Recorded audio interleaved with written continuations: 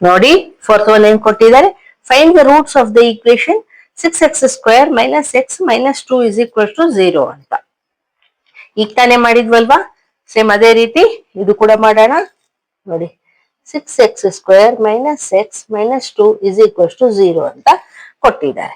ಇಲ್ಲಿ ಯಾವ ಮೆಥಡ್ ಇಂದ ಮಾಡಿ ಅಂತ ಏನು ಹೇಳಿಲ್ಲ, ನಾವು ಫ್ಯಾಕ್ಟರೈಸೇಷನ್ ಮೆಥಡ್ ಮಾಡೋಣ. ನೋಡಿ ಕಾನ್ಸ್ಟೆಂಟ್ ಏನಿದೆ, -2 ಇದೆ, ಇಂಟು ಕೋಎಫಿಷಿಯಂಟ್ ಆಫ್ x² ಏನಿದೆ, 6 ಇದೆ.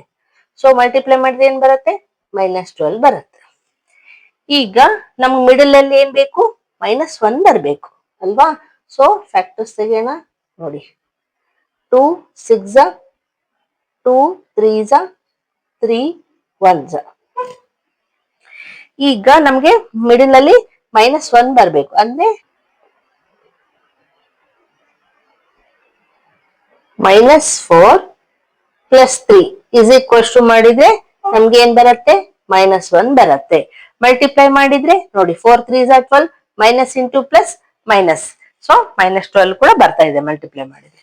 ಸೊ ಬರೆಯೋಣ, 6x² - 4x + 3x - 2 = 0.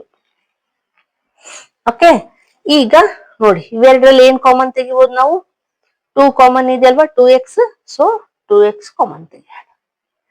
ಕಾಮನ್ ತೆಗೆದ್ರೆ ಏನ್ ಉಳಿಯುತ್ತೆ, 2 3s ಆಗುತ್ತಲ್ವಾ, 2 3s 6 ಆಯ್ತು. ಸೊ 3 ಉಳಿತು, ಇನ್ನು 1x ಹೊರಗಡೆ ತೆಗ್ದೀವಿ, 1x ಉಳಿತು. ಮೈನಸ್ ಇಲ್ಲಿ ಏನ್ ಉಳಿಯುತ್ತೆ, 2 ಉಳಿಯುತ್ತೆ. ನೋಡಿ 2 2s 4 ಆಯ್ತು. x ಹೊರಗಡೆ ತೆಗ್ದಿದೀವಿ, ಸಾಕು.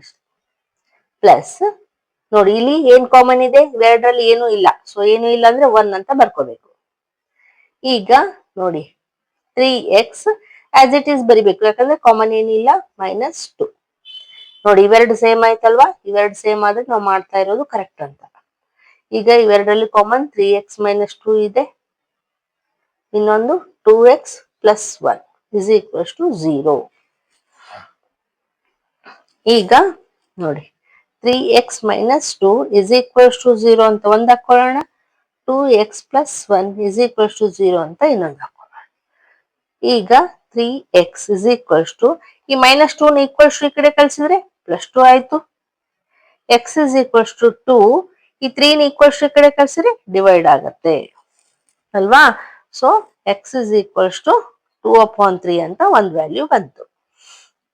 ಓಕೆ, ಇಲ್ಲಿ ನೋಡೋಣ, 2x = ಈ +1 ಈ ಕಡೆ ಕಳ್ಸಿದ್ರೆ -1 ಆಯ್ತು. x = -1, ಈ 2 ನ ಈ ಕಡೆ ಕಳ್ಸಿದ್ರೆ ಡಿವೈಡ್ ಆಯ್ತು. ಸೊ x = -1/2 ಬಂತು. ಸೊ ನಾವೇನ್ ಹೇಳ್ಬೋದು, these are the roots of the equation.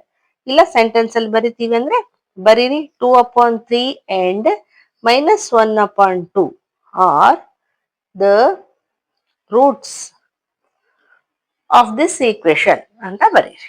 Okay, this is the answer. ಈಗ ನೆಕ್ಸ್ಟ್ ಒನ್ ಮಾಡಿ.